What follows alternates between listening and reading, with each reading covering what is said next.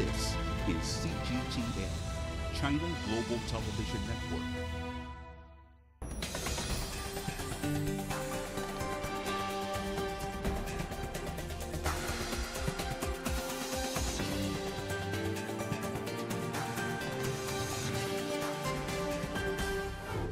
On today's World Insight with Tian Wei, Pakistan goes to the polls, with the early results set to come out on Thursday. Corruption and Pakistan can no longer go together. And Chinese President Xi Jinping in Johannesburg for the 10th BRICS Summit. On that occasion, a one-on-one with Brazilian writer Paulo Coelho on the rite of passage and inspirations of a best-selling author.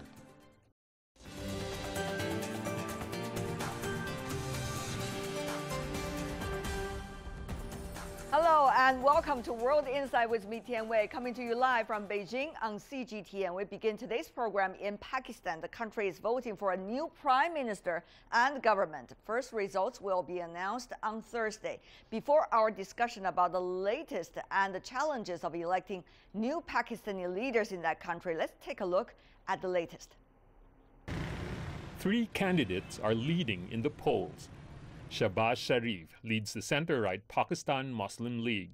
He's the younger brother of former Prime Minister Nawaz, who was ousted from his 3rd term last year over corruption charges. Imran Khan's Movement for Justice, or PTI, has become the main opposition party in recent years. Also a center-right party, its campaign is built around anti-corruption and governance reforms. And Bilawal Bhutto Zardari heads the center-left Pakistan People's Party, which has been in government several times since it was founded in the 1970s. He's the 29-year-old son of former Prime Minister Benazir Bhutto and one-time President Asif Ali Zardari. And the people will come because people are sick of corruption in this country. People will come because they realize that corruption and Pakistan can no longer go together. According to Pakistan's constitution, the next parliament has to elect a new prime minister. Following the elections, the president has 21 days to convene the National Assembly. The new assembly will then vote to elect a prime minister. But a hung parliament remains a possibility. I think the people should look into the party and the leadership which can improve their life, can make their life easier, make the country stronger, take the country forward, and gain respect in the Committee of Nations. The military has deployed more than 300,000 personnel to provide security inside and outside every polling station. However, security is apparently far from assured. A bombing attack hit the Pakistani city of Quetta, leaving at least 30 people dead. Police report that the attack was carried out near a polling station. We are facing threats. That's why we had already shared all the information with all the security agencies. And as you know, the Frontier Constabulary and police conducted various research operations. Pakistan has for a long time struggled with terrorist attacks. New elected leaders have their work cut out for them, from security issues to a floundering economy.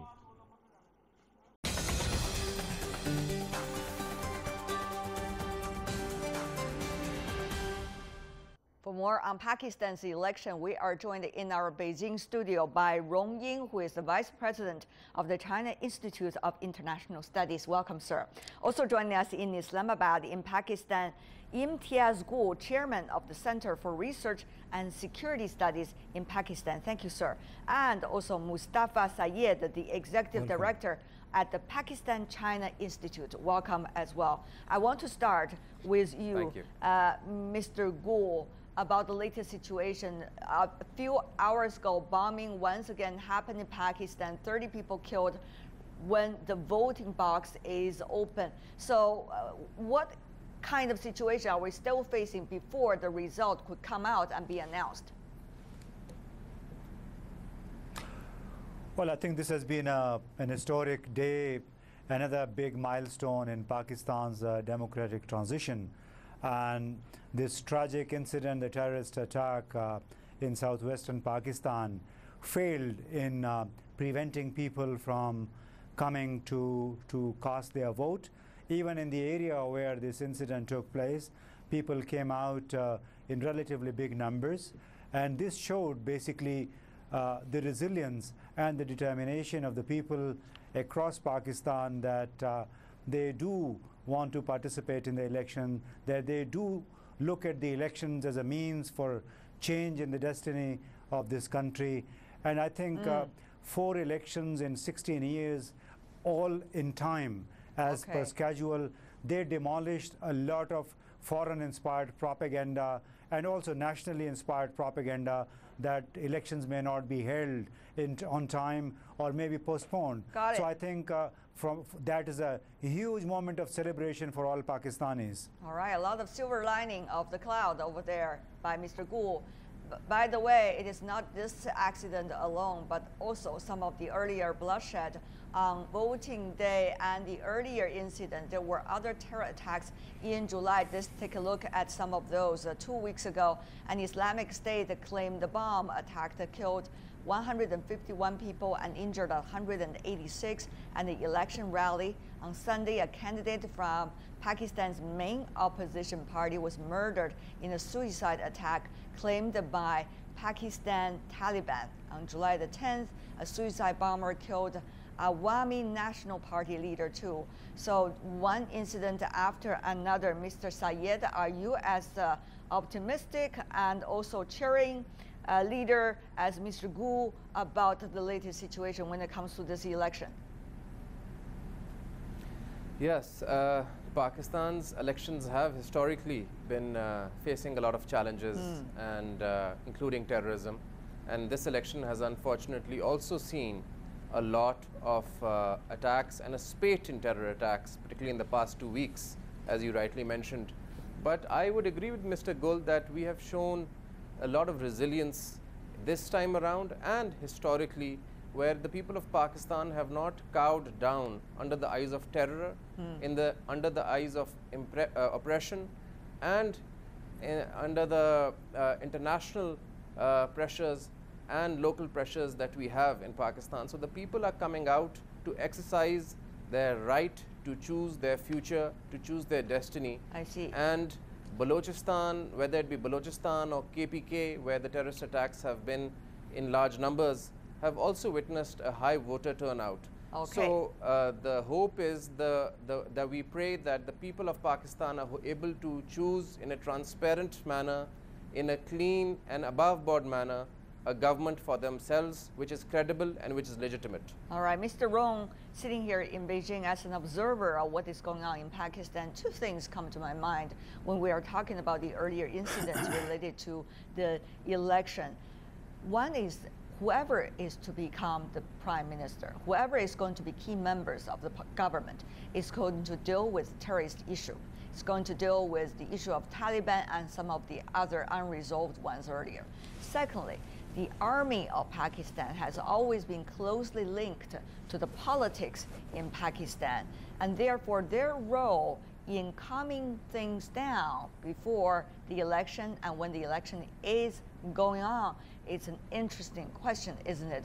What about your thought about these 2 elements working together and probably with some of the other factors as well?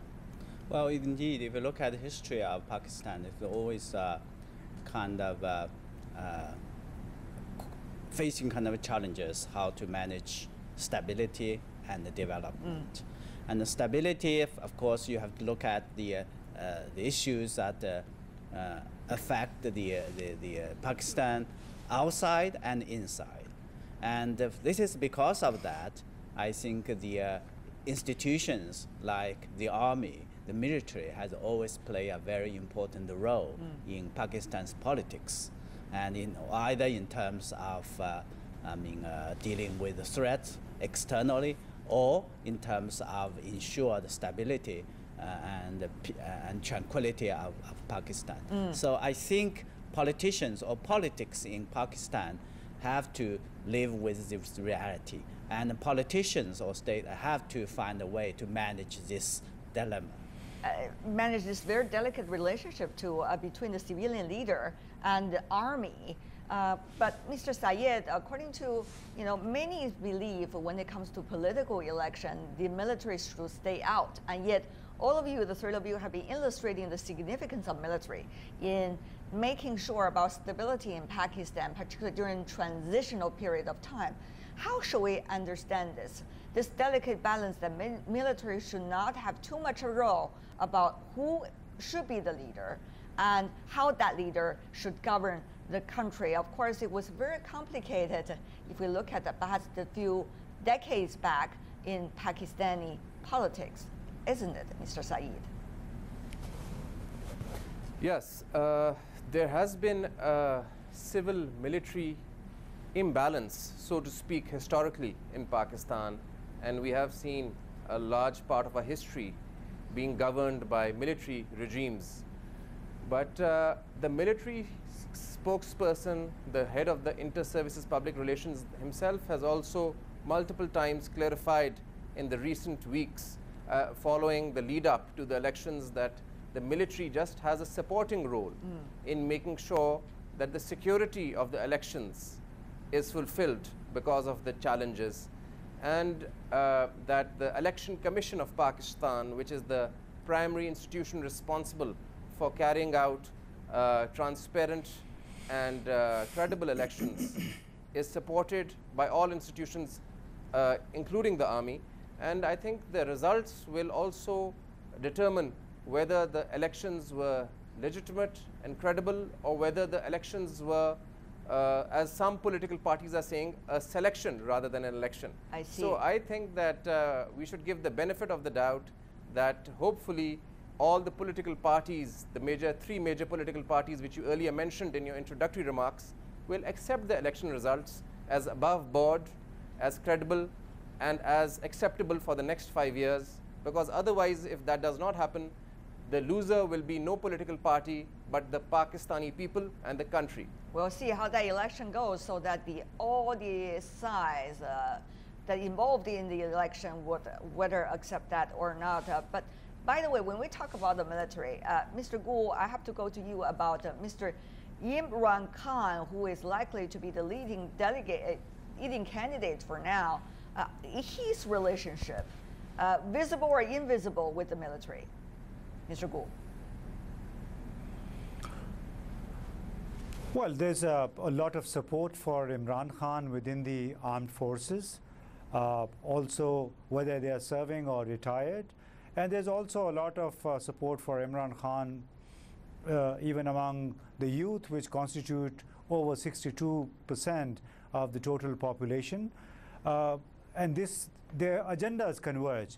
The army is ultra-nationalistic, so is Imran Khan. Imran Khan has a particular view on the United States, and so does the military. So these ideals somehow of how relations with countries such as the United States or the internal situation and his views on how to fight insurgency and terrorism, they somehow converge. And that's why a lot of people invariably called him the blue-eyed boy of the military establishment. But we also have to take into account a very unwanted ground reality in Pakistan. The military in this country is as much tied into the governance and politics as the People's Liberation Army of China. Whether it's a natural calamity, whether it's terrorism or any security situation, it's the military that is performing the job. Then whether it's elections, for this time the Election Commission of Pakistan called them into action for safeguarding the entire process. So the military is there. So and also whatever allegations there were about the military's interference, we have to understand if there were allegations or if there was any interference, this is nothing new. As part and parcel of Pakistan's political system, the army has been around, and that You said it at the very beginning already, sir. Okay. Yes. Let me go to you, Mr. Rong. First of all, you might want to respond to your colleagues' comparison between China's situation and Pakistani situation. I'm not sure that's necessarily very similar to one another, by the way. And having said that, though, if you could answer that question, follow up, I will have one about the Belt and Road Initiative, because Pakistan is playing a crucial role in China's neighborhood about that project. Mr. Rong. Well, despite the fact that China and Pakistan has such a close relationship, I don't see that any similarity between the role played by the PLA and the Pakistan Army in their respective politics. After all, I think, as I said, and our Pakistan colleagues said at the very beginning, that Pakistan's army or military, and because for historical reasons, has always looms large. Okay. And for sometimes it would come openly, but for most cases it would come up in a different way. Okay, Mr. Rong, what about that question about the Belt and Road Initiative? China-Pakistan relations, one of it is building on the recent development of the Belt and Road Initiative and the Gagar port, and also some of the so-called economic corridors between China and Pakistan has become, one of the best case studies of how the project of Belt and Road is likely to benefit all who participate. If the election goes on and have a prime minister, the government comes into being, what is China's expectation about the cooperation spirit coming from the future generation of leaders in Pakistan? Well, Belt and Road Initiative, I think in general, and the CPAC, China-Pakistan Economic Corridor in particular here, is a kind of overall framework for long-term cooperation between China and Pakistan. And it is being welcomed and supported by parties all across the society and also the people. And so far, it has bring benefits, tangible benefits, and help raise economic and social development, and also improve the livelihood of Pakistan. Pakistan take it as a game changer and have high expectations. And so is China. And I think the Chinese would always, ready to help and also wish Pakistan good in their, political process. Yes, Mr. Syed, though, if you look at China's neighborhood, there were countries who have been changing their minds on certain projects, at the timeline of certain projects, how to do those projects when it comes to the Belt and Road Initiative cooperation. The question is, Pakistan, all-weather friend, that has been the label used for many years. What about now, when inside politics change, political transition, what does it mean for BRI, your perspective here? Yes, firstly, I'd quickly like to add to something that Mr. Imtiaz Gul said about Imran Khan's nationalistic vision. I think all the three major political parties have proved their mettle and shown, and particularly the People's Party and the PMLN in the past, about the national security of Pakistan. The founder of People's Party, Zulfikar Ali Bhutto, started the nuclear program of Pakistan, which is seen as one of the most nationalistic and most important national security decision in Pakistan's history. And then Mr. Nawaz Sharif, as Prime Minister, carried out the nuclear tests, which basically solidified Pakistan's national security and self-defense against the looming threat of India. And of course, Mr. Imran Khan also proposes that he will continue to preserve Pakistan's national security. So I think the argument is more than national security. The argument today in Pakistan, in the youth, in the people of Pakistan, is about development, about progress, about tangibles, about roads, infrastructure, power plants, electricity, food on the table, a safe environment. And I think the judgment, the reference point for the election should be, and I think will be, which party has delivered, which party has followed the model of Deng Xiaoping, of delivery, of progress, of economy, and of good GDP growth and human development index. And I think that is what is going to choose and what is going to distinguish which political party should come into power. And about the CPEC, I think you've asked a very important question. You know, the China-Pakistan Economic Corridor is the case study, is the flagship project of the BRI. Right. And the past 5 years have seen a transformation in the lives of the people. The World Bank and IMF figures of Pakistan's GDP growth are now 5%, which in 2012 were 3.2%. And we have generated 11,000 megawatts from projects of China-Pakistan Economic Corridor, which were undertaken by the PMLN government and with consensus of all political parties. I see. And I would like to say here, because you talk about continuity, what will happen in the future, I think there's a consensus amongst all political parties from the left to the right that the friendship with China and the China-Pakistan Economic Corridor has to go on, and there are no two questions about it. And Pakistan's military is also on the same page with the civilian leadership on China-Pakistan Economic Corridor. So there's a grand consensus in Pakistan's divided, polarized politique that China is the future and China is our best friend. All right, there's one question I have to ask you before we go. Mr. Gu, about Pakistan's envisioned future of its own. For example, Pakistan now member of SCO, Shanghai Cooperation Organization. Pakistan, India's relations over the past few years been bumpy, but at the same time, some kinds of warming up to a certain extent. What is likely to be the result of the election, impact on the eventual path that Pakistan is likely to seek about its regional strength? Well, in the first place, if I could ask you, sir, briefly, thank you so much. Yeah, I didn't mean to compare the two militaries. All I wanted to say is that the Pakistan military is very central to the security of Pakistan as much as the People's Liberation Army is.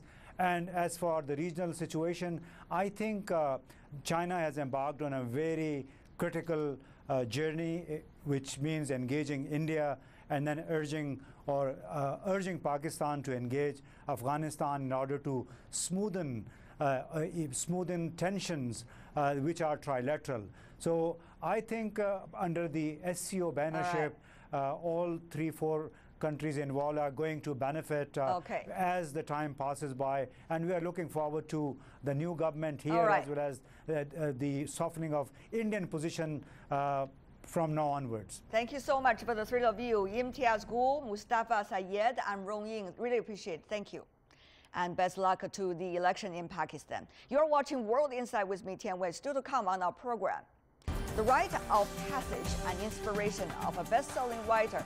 My one-on-one interview with Paulo Coelho right after this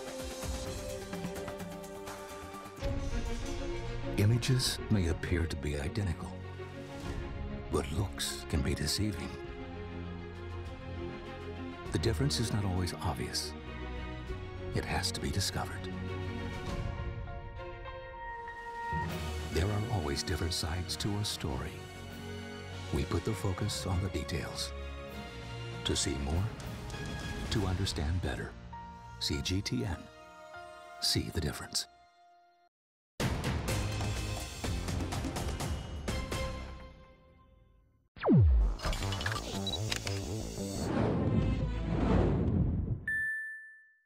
You don't know what you have until it's gone. That's a simple but powerful lesson that echoes throughout history.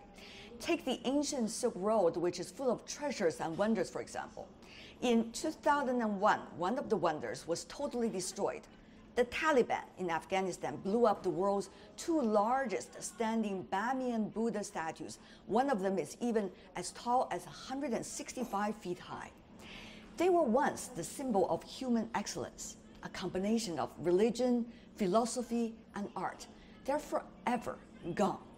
It is so easy to destroy something, just as the Taliban did. All you need is to drill holes into the torsos of the 2 statues and then place dynamite charges inside the holes to blow them up, as was reported then, how these historical statues were blasted off.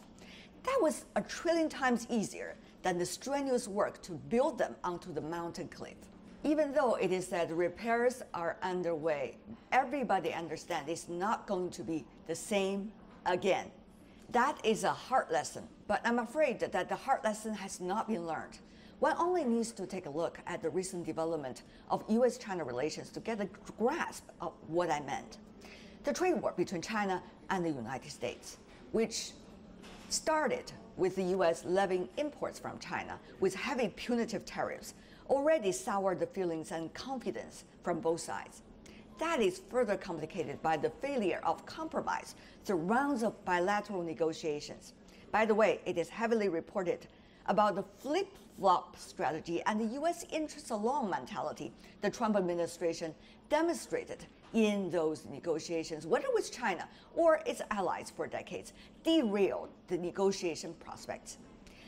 As if that was not enough, Trump, in a TV interview last week, said he was ready to slap heavy tariffs on all US imports from China. Added to that, a high-level CIA official said over the weekend that US is looking at China as a Cold War rival when he was asked about the bilateral relations on the sideline of an international security conference. Michael Collins, Deputy Assistant Director of CIA's East Asia Mission Center, added that the Cold War he refers to is, quote, a Cold War not like during the Cold War between the United States and the former Soviet Union, but a Cold War by definition. But still, that is a Cold War that he's talking about. Now, I don't know if both Trump and the senior CIA official know history well enough to understand what exactly they are talking about, namely the dire consequences of driving the world's two largest economies further down the road of conflicts and tension. From there, they can astronomically damage the world economy, which the US has the lion's share of, or the pains and the sufferings of the Cold War inflicted on scarred generations. Those pains are still being clearly felt today if you look at some of the world's ongoing hotspot issues. I do not know either if they understand the challenge it was for the top leadership of US and China 4 decades ago to finally establish diplomatic relations amid extremely complicated political and economic conditions and let the bilateral relations prosper on the right track for the past 40 years. Well, they do not have to go far to find that out. They can ask Henry Kissinger, arguably the most key American figure in constructing a constructive China-US relations and a monumental figure of international relations. Dr. Kissinger recently was being asked by the FT about the world today. His answer is more than heavy-hearted. I think he said, we are in a very, very grave period of the world. But his assessment is also a realistic one. For those who know how hard it is to build bridges, they understand the collateral damage of destroying those bridges are mind-boggling. It is more than pathetic that we see the Trump administration use it as a cheap way of divert attentions from its failures in domestic political rhetorical competition. No doubt he is suffering from the Helsinki summit backlash and his inability to press ahead with the denuclearization process of the Korean Peninsula weeks after the Singapore summit, not to mention his heavily unpopular immigration policies and election tactics. The sin has been committed when the Taliban destroyed the ancient monumental Bamiyan Buddha statues. It is no less sin than that, possibly only more, if the Trump administration destroyed bridges as if their destruction was the solution. Of course, it is not. I'm Tian Wei.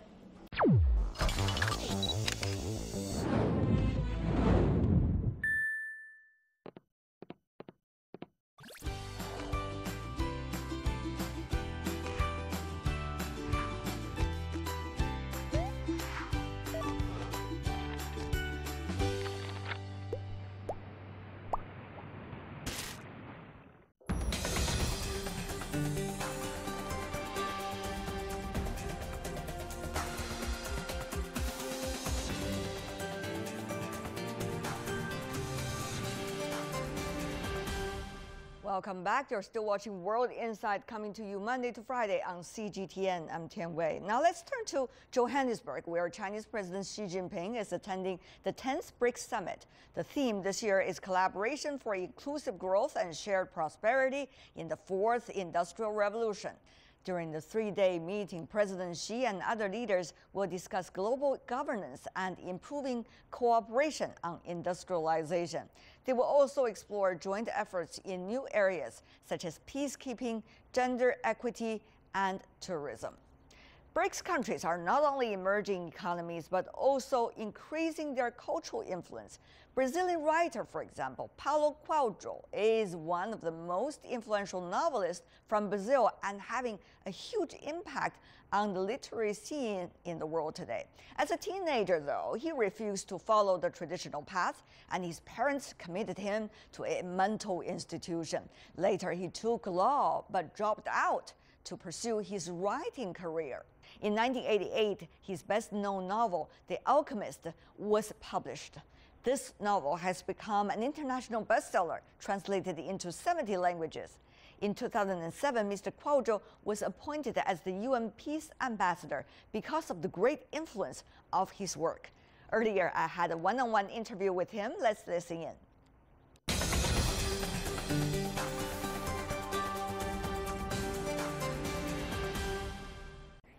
Mr. Paulo Coelho, what a pleasure to have you on CGTN. Thank you very much for inviting me. Well, you have a wild heart and quite a life.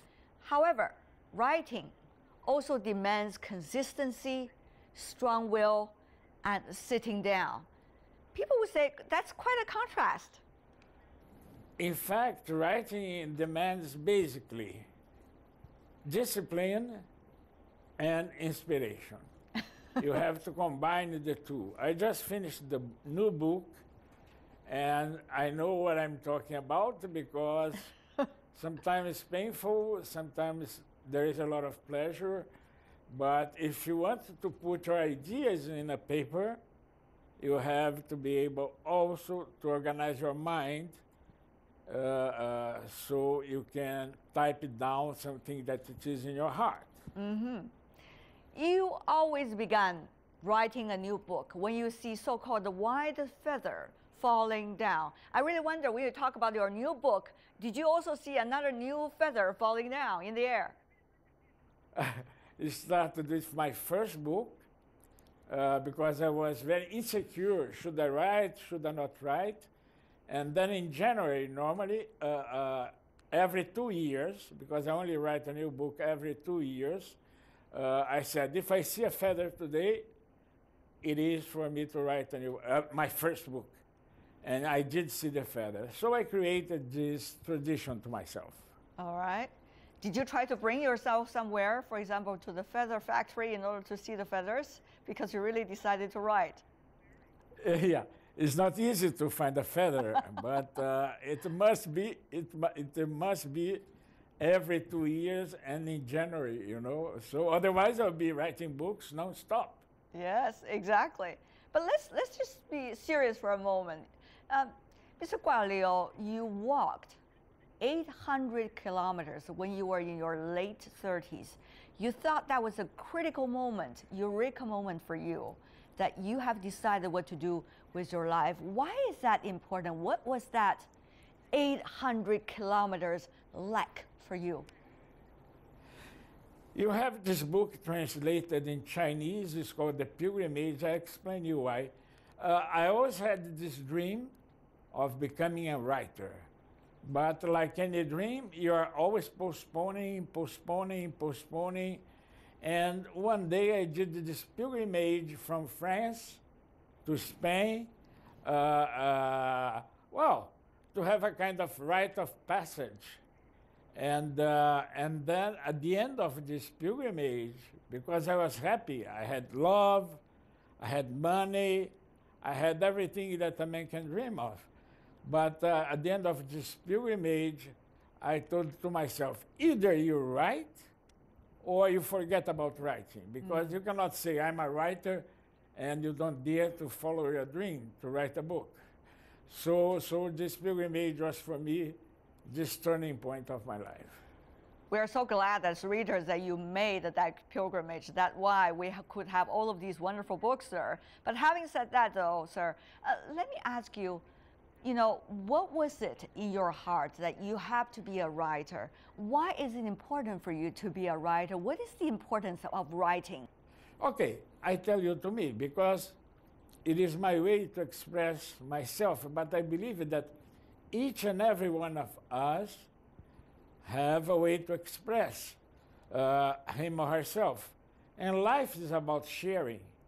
You can be in the beautiful sunset, and if you're alone, this is really very oppressive.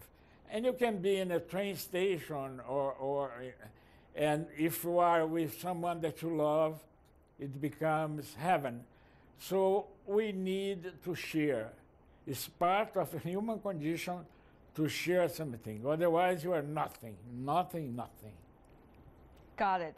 But you know, sometimes literature could be the one that is really helping to heal the wounds, but at other times, literature in its real essence could also be the one that is really there to reveal the scars. You're right, but when a writer is writing, well, I'm talking for myself, but when I'm writing, I'm not thinking about this. I'm thinking that I am a human being. It is my condition as a human being to share something. It can be a flower arrangement. It can be cooking. By the way, I have to say that the best cuisine in the world is the Chinese cuisine. Having said that, you have to be able to share, share. And then when you write or when you cook, you're not thinking about yourself. You're thinking, is this something beyond yourself? So you said, my God, this is my way to express my love, to express my soul, to express myself. And you do. But you don't try to heal wounds or to provoke, whatever. You try just to express your heart. Think about it, how you express yourself, the piles of books, the bestsellers that is spreading around the world. How could one writer be so resourceful, abundant, and rich, always bring out things, and always from the bottom of the heart, and always not repeating him or herself? Today we have over 215 million books sold. Yes. And the books in China are growing, growing, growing. And I decided that I should do my best. But to be totally honest with you, of course, my dream was being translated and present all over the world, which is the dream of every single writer. So, because at the moment that someone understands a book, he understands also his soul or her soul. When I went to China, for example, I knew that my soul had arrived before myself.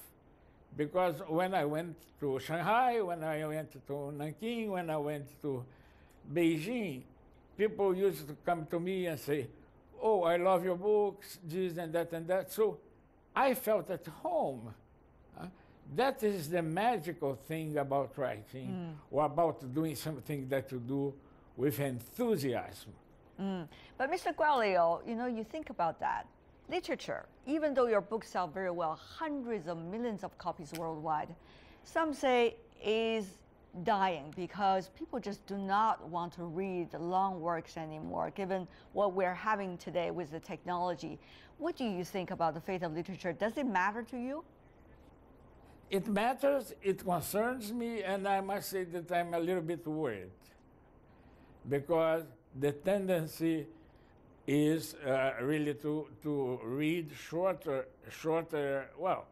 books, etc. But then you see this schizophrenic attitude with critics, for example. Critics, they belong to a world that does not exist anymore. And if you read the life of, because I've been heavily criticized in my life because I try to be direct and try to be simple. This is the key of my success, so to say. But then critics want us to be still in the 19th century writing about, describing a hat. When today you open your phone and you see a hat. You don't need to describe a hat. So what I do when I write is to go to the core of the subject. I'm not going to describe how you are dressed. I'm not going to describe the environment. I'm going to describe your feelings. And this is what, for me, is the difference. That's why it's so complicated to be simple. Because to be simple is to be able to cut, and then show what is inside your work. Exactly. So there is talk, in the world, Mr. Gualio, about what the world is really about. Many want to quote Charles Dickens saying, "This is the best of the time, this is the worst of the time." To you as a writer, to you as someone who wants to cut the crap to the real essence of things, what exactly is this world to you? Well, I only know what's happening now. Now I mean at this present moment. So when I leave this interview, I'm going outside, I'm here in Geneva, and I'm going to look around, and the streets are going to tell me a story. And I don't know if the world is moving for better or worse. What I know is that I have a responsibility as a celebrity to say what I think, and but that is it. So I don't know if the world is better or worse now. I know that the world is, period. So I'm going to try to be here and now every single moment of my life, which is not easy, by the way, because you have this tendency to elaborate, to give meanings, things like this, but we have to be here and now. No, it's not easy, as you just mentioned. You're originally from Brazil, one of the emerging economies. You also see writers, growing in the developing and emerging economies. Do you think there is a much more alternative voice in the literature world these days, rather than just those from the English world? After all, your work has been translated into more than 80 languages. But will we make the world more interesting than it used to be? Mr. Gualio. I believe so. I believe so. I used to read the New York Times bestseller list, for example, and there were only American authors 10 years ago. And then you start to see a foreign author, a second foreign author, and then I myself, Paulo, I've been for 8 years in the New York Times bestseller list, which means that, for example, Americans are much more open now than they were before. So, and the same for Brazilians, the same for Chinese, the same for, you mentioned. So I think that yes. Yes. Mr. Paulo Coelho, what a pleasure to have you here on our program. I wish next time we could see face to face with one another in the same space. But for now, thank you enormously for your work and also for your input. Paulo Coelho, that is one of the most well-known authors of the world. He's selling more than 200 million copies around the world. And that is all the time we have for today. If you'd like to see more, try to find us World Insight CGTN into your search engine, or check out our YouTube channel. You can also follow us on Twitter, Facebook, and Sina Weibo. From Mi Tian Wei and everyone on the World Insight team, thanks for watching, and tune in again next time for insights across China and around the world. Good night.